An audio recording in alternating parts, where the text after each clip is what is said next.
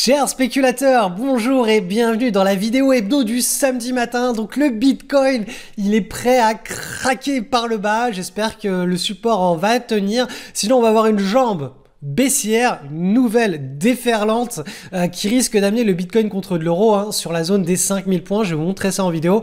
Mais pour le moment, rien n'est fait. Mais attention au support là qu'on est en train de tutoyer ce week-end parce que dès lundi, dès mardi ou dès la semaine prochaine, si on le casse, ça peut dégringoler très vite. On va faire ensuite dans la deuxième partie de cette vidéo quelque chose qui est beaucoup plus pour votre éducation de spéculateur, c'est-à-dire une analyse du sentiment de marché et un cas pratique de trade qui s'est mis en place cette semaine sur le marché européen.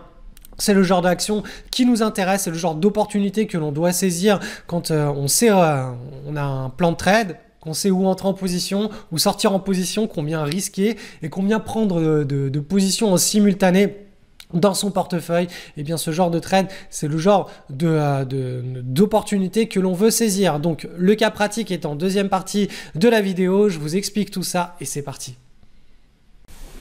Analyse du marché des cryptos, on se focus sur le Bitcoin encore une fois, tant qu'on n'aura pas repris une directionnalité haussière sur le marché du Bitcoin, le Bitcoin qui est un petit peu la boussole du marché des cryptos, c'est l'indice leader. Quand le marché du Bitcoin se sera remis à nouveau dans une grosse vague impulsive, dans un gros cycle haussier, on pourra aller analyser les altcoins. Là, ce n'est pas à l'ordre du jour tant que on est dans ce cycle de déversement des bitcoins. Là on a une pseudo panique ici pendant le mois de septembre. Là on peut à nouveau avoir une pseudo panique au cours de la dernière partie de l'année 2019. Donc où on en est? Typiquement là vous le voyez, à chaque fois qu'on voit une belle figure chartiste qui est bien ordonnée comme ça, un beau triangle avec les fluctuations qui se resserrent, et bien sur la fin, quand on a une cassure qui part, ça annonce dans plus d'une fois sur deux un mouvement d'ampleur. Quand c'est vraiment une belle figure chartiste bien ordonnée, voilà, derrière il y a généralement une grosse vague très forte, très significative, avec une augmentation de la volatilité. Donc pour fixer l'objectif, je vous le rappelle, on prend l'écart entre le bas du triangle et le haut du triangle et on reporte cet écart tout simplement sur la cassure. Alors là, vous avez l'impression que cette flèche est plus grande que l'autre, tout simplement parce que les prix sont... Alors, les prix sont logarithmiques. Alors, je vais vous montrer ça. C'est la nouvelle version de Pro Realtime qui est absolument géniale. Alors, les prix, échelle, ici, logarithmique. Si je vous la passe en linéaire, vous allez voir que les tailles des targets sont les mêmes. Par contre, effectivement, quand on passe en logarithmique, ça les augmente puisque l'échelle logarithmique est une version juste avec les pourcentages. Donc, où on en est? On a toujours de l'espace pour la baisse, il y a toujours de l'espace. Il y a une belle zone autour des 5000 qui nous attend si on venait à casser par le bas. Mais là, à court terme, on ne peut pas anticiper. Ça peut très bien se passer, on peut très bien repartir sur un rebond. Alors, je vais augmenter un petit peu, voilà, la taille du range. Vous le voyez à court terme. Bon, je me suis trompé. Allez, je refais. Hop! J'augmente la taille du range. Comme ça vous permet de voir comment la nouvelle version de Pro Realtime marche. Vous voyez sur la gauche ici, on peut mettre en place sa barre d'outils. En bas, on peut supprimer. En fait, la nouvelle version de Pro Realtime, je vous ferai une vidéo dessus bientôt. Mais c'est beaucoup plus ergonomique et beaucoup plus agréable à l'utilisation au quotidien. C'est vraiment un très beau travail qu'a fait Pro Realtime. Donc voilà. Là, on est dans un petit range. Le petit range, comme d'habitude, partie de ping-pong. Quand on est sur le bas, on s'attend à une remontée au sein du range vers le haut. Une fois qu'on a une cassure qui est franche, c'est-à-dire une belle barre avec une clôture, ça nous donne une nouvelle direction à privilégier pour les prochaines semaines. Une nouvelle vague impulsive, que ce soit à la hausse ou à la baisse, on aura une nouvelle vague d'ampleur. Donc là, on va attendre tout simplement, on n'est pas des Nostradamus de la bourse, on va tout simplement attendre que ça casse par le bas ou par le haut pour fixer un nouvel objectif significatif par le bas ou par le haut. Ensuite, on va passer en hebdomadaire. Hop, et en hebdo, on a toujours hop. Alors, ce scénario qui est privilégié, qui est celui d'un gros bull market. On a une reprise de cycle ici au début de l'année 2019. On a une très forte hausse, donc là il faut la digérer cette hausse. Vous voyez que les bandes de Bollinger ici en hebdomadaire, elles sont en train de se stabiliser de manière horizontale, ça c'est très positif. Donc là idéalement il faudrait que, je vais essayer de vous montrer quelque chose d'à peu près propre là comme ça. Voilà, il faudrait qu'on vienne rebondir, qu'on stabilise dans une petite anse et qu'on ait la cassure. Ça, je vous le répète depuis des semaines, depuis des mois, depuis des trimestres, hein, depuis que le Bitcoin s'est cassé la figure au mois de janvier 2018.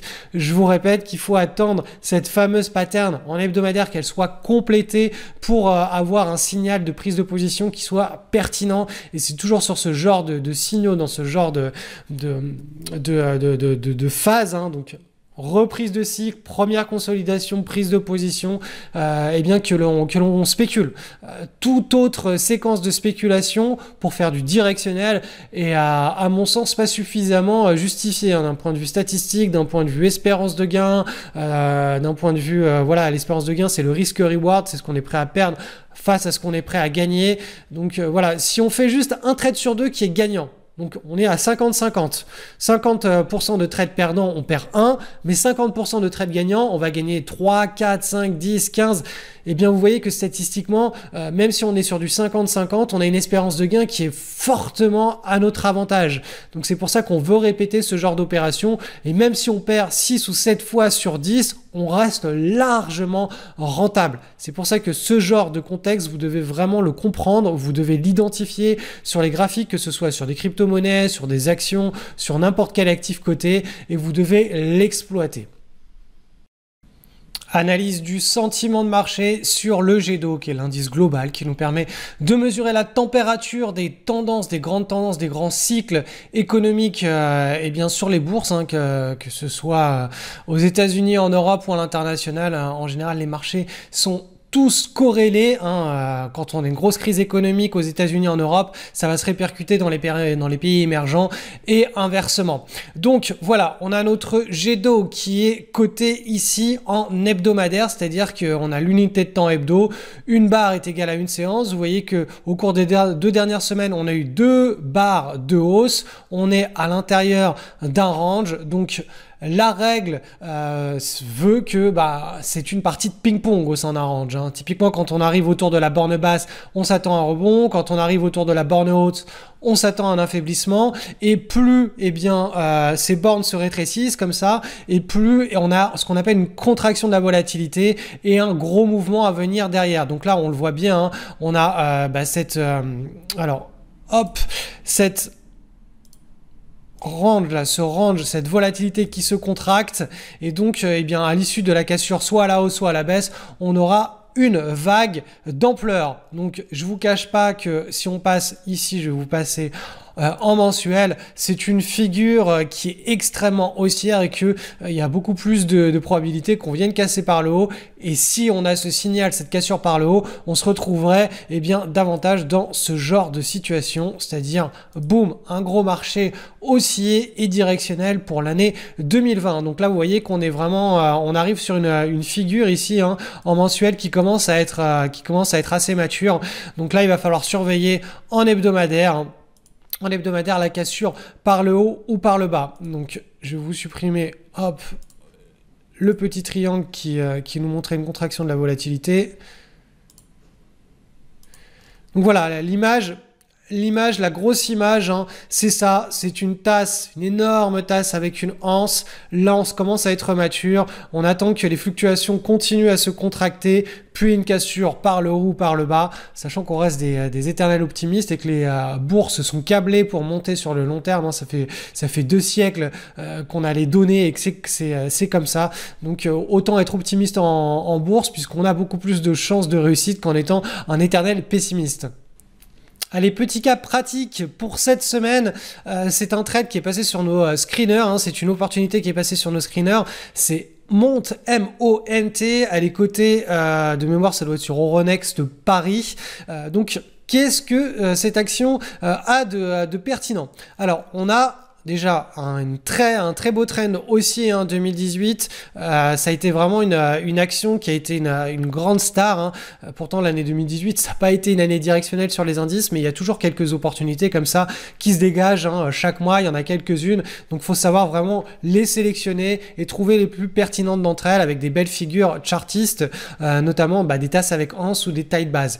Là, on a ce qu'on appelle une taille de base. Qu'est-ce qu'une taille de base? Eh bien, c'est quand les prix stabilisent sur un pivot qui est au niveau des plus hauts historiques, que les prix, quand ils stabilisent, ils font des petites fluctuations comme ça, vers le bas, puis vers le haut, puis vers le bas, puis vers le haut, mais sans faire une grosse retrace. Hein. Une grosse retrace, typiquement, c'est voilà, on va retracer, boum, ensuite on repart, et là on stabilise. Ça va être ce qu'on appelle une tasse avec anse. Alors là, vous le voyez, on n'est pas dans cette situation-là. On n'a pas eu ici, là, cette forte retrace. On a simplement eu une succession de petites retraces. Hop, comme ceci, qui sont restées bien ordonnées sur le haut. On a les bandes de Bollinger ici en hebdomadaire qui se sont bien resserrées. Donc, c'est une taille de base. Hein. Donc, hop, je vais vous supprimer, si l'outil veut bien marcher, tout ceci. Alors, ça c'est la version bêta de ProRealTime, donc je pense qu'ils ont encore des petits ajustements à faire. Donc voilà, on a cette taille de base. Là, cette semaine, on a eu un breakout. Vous voyez que là, on est revenu à l'intérieur du range. Mais quand on passait en journalier, on avait un breakout qui pouvait être tenté. Alors, je vais vous montrer ça. Il faut savoir que cette action, je vais l'analyser mercredi prochain dans l'école. À partir de mercredi prochain, là, le forum a ouvert. Donc, tous ceux qui sont dans l'école, qui n'ont pas encore rejoint le forum privé, rejoignez-le. Les lives du mercredi soir, hein, pour les écoliers, ça va être dans le forum. Pareil, le suivi des opportunités, etc. Si vous voulez les faire au quotidien, on organise un suivi des opportunités chaque soir avec un système de sondage, de discussion, etc. Il faut vous rendre dans le forum et être inscrit. Ça peut être fait de manière anonyme. À partir du moment où vous êtes élève de la session 4.0, vous y avez accès. Donc, pour en revenir à notre action, vous le voyez ici, on a eu deux séances avec breakout, hein, donc cassure du pivot. On a eu des volumes ici sur cette première séance et des volumes aussi ici sur cette deuxième séance. Donc là, c'est un breakout qui pouvait être mis à contribution. Là, la séance d'hier, on a une retrace. Le stop loss n'est absolument pas inquiété. Hein, vous le savez, en hebdomadaire, les stop loss, on va les mettre sous une taille de base. Hein, quand c'est vraiment une base longue et serrée comme ça, on peut aller le mettre ici sous la zone des 73,3 ou ici sous la zone des 75. Donc là, on est loin de notre zone de stop loss. Donc voilà, ce genre de trade, hein, c'est pas des trades. De manière générale, la bourse ne monte jamais en ligne droite vers un objectif. Hein. Il y a des fluctuations, il y a de la volatilité, c'est normal. Donc il faut laisser respirer le trade. Donc ceux qui sont entrés en position sur cette action, eh bien, ce n'est absolument pas un mauvais trade. C'est pas parce que vous voyez une séance comme ça de baisse qu'il faut vous dire « Oh mince, ça y est, tout est fini, tout est perdu ». Vous allez voir que ce trade, il va se développer sur plusieurs séances, sur plusieurs semaines et qu'il y a de fortes probabilités, si le marché derrière les indices ne crache pas, ne casse pas vers le bas, mais se stabilise ou même idéalement casse vers le haut, et bien que ça se retrouve avec un gros gagnant pour la fin de l'année 2019 ou le début de l'année 2020. Et si ce trade est un trade perdant, et bien tout simplement vous avez un risque par trade qui est extrêmement faible. C'est-à-dire que quand vous prenez une position sur ce genre d'opportunité, vu qu'actuellement, on l'a vu avec le jet d'eau en début de vidéo, pardon, juste avant cette partie de la vidéo, on est en range, donc ça veut dire qu'on va trader avec un risque par trade qui sera à la moitié de notre échelle de risque. C'est-à-dire que si on a l'habitude de prendre 1% de risque par trade sur nos trades quand on est en marché haussier, quand on est en marché en range, comme ce que je vous ai montré sur le jet d'eau, on est dans une grosse tasse avec anse, eh bien on va plutôt risquer 0,5% de risque par trade. Pourquoi? Parce que on a une espérance de gain qui est beaucoup moins forte, on n'a pas tous ces investisseurs qui achètent et qui poussent eh bien les actions vers le haut. Du coup, dans ce genre de contexte de marché, on a moins d'opportunités et quand on saisit les opportunités, elles ont moins d'espérance de gain. Donc tout simplement, c'est pour ça qu'on va prendre un risque qui est beaucoup plus faible que quand le marché nous porte littéralement. Donc voilà. C'est comme ça qu'on structure eh bien, son activité de spéculation. C'est ce que je vais vous apprendre cette année dans l'école, chers élèves. Les choses sérieuses ont commencé cette semaine avec l'installation des screeners. Donc j'espère que vous êtes à jour puisque c'est grâce à ces screeners que vous allez chaque soir pouvoir mettre en place votre routine qui va durer entre 15 et 30 minutes quand vous la maîtriserez. Hein. Et ça, c'est du lundi au vendredi, le soir, pendant la nuit ou le matin. En tout cas, ça se fait quand les marchés sont fermés. Et vous allez prendre l'habitude de suivre cette petite routine autant que l'habitude de vous laver les dents. Ça va devenir quelque chose qui est normal, qui est même récréatif et divertissant quand les marchés sont bien orientés. Et c'est à partir de cette routine qu'on va identifier les opportunités et les exploiter. Et c'est ce qu'on va apprendre à faire dans l'école. Donc, l'école, c'est parti, on a une place et demie, alors bon, bref, il y a une place qui s'est libérée. S'il y a quelqu'un d'extrêmement motivé qui veut rejoindre l'école, sachant que les cours ont ce qui se passe, enfin le gros des cours commence cette semaine, donc il y a eu un mois qui étaient les fondations, les piliers, qui sont des cours pas facultatifs mais qui sont pas très importants. Par contre, ce qui va se passer dans l'école à partir de maintenant, c'est extrêmement important. Donc s'il y a parmi la communauté YouTube quelqu'un qui veut nous rejoindre dans cette école et qui n'a pas peur de se relever les manches et d'attaquer avec un mois de retard entre guillemets sur le mois fondation, et qui veut vraiment attaquer dès cette semaine avec les choses les plus importantes, eh bien qu'il m'envoie un email sur lespéculateurlibre@gmail.com ou sur devenirtrader@gmail.com et voilà, comme d'habitude, hein, premier arrivé, premier servi pour réserver cette dernière place et demie. Je vais pas vous expliquer l'aventure de la demi-place, mais voilà. À ce stade, vous avez le choix entre quitter cette vidéo en ayant appris quelque chose d'intéressant, mais qui ne vous servira jamais à rien, ou vous avez le choix d'agir et de mettre en application les concepts pour commencer à générer des plus-values régulières sur les marchés. Vous pensez peut-être qu'il faut être un expert ou avoir fait des études supérieures pour être un bon spéculateur. Mais pourtant, dans le monde réel, les meilleurs spéculateurs à domicile sont des personnes simples et qui appliquent avec rigueur une routine de une demi-heure chaque soir. La routine est le véritable secret de toute la réussite. Pourquoi ? Parce qu'elle permet d'agir et surtout de s'exposer à un changement positif de vie. Agir une fois de temps en temps, ça ne mène nulle part. Et ne pas agir du tout est le pire des choix possibles. Une phrase populaire dit d'ailleurs « Un intellectuel assis va moins loin qu'un con qui marche ». Aujourd'hui, vous avez la possibilité de marcher et de le faire intelligemment. C'est l'engagement que je prends auprès de vous avec la formation aux requêtes de marché. Vous allez utiliser les outils, les indicateurs, le plan de trade, le journal de trading que j'utilise moi-même quand je spécule sur une requête de marché. Pour mettre en place votre routine de swing trading sur les requêtes de marché, il vous suffit de cliquer sur le lien qui est dans la zone de description de cette vidéo. Vous serez redirigé sur une page dans laquelle je vous explique tout sur le trading de requêtes de marché. On se retrouve tout de suite derrière.